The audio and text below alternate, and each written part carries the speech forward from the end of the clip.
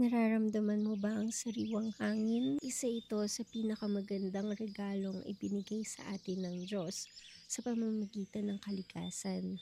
Oo, hindi natin ito nakikita, pero sa bawat hinga, ito yung nagbibigay buhay sa atin. Madalas, hindi natin napapansin ang kahalagahan ng hangin kasi parang automatic na meron tayo nito. Pero sa bawat malinis na hangin, isa itong biyaya na hindi dapat ipagwalang bahala.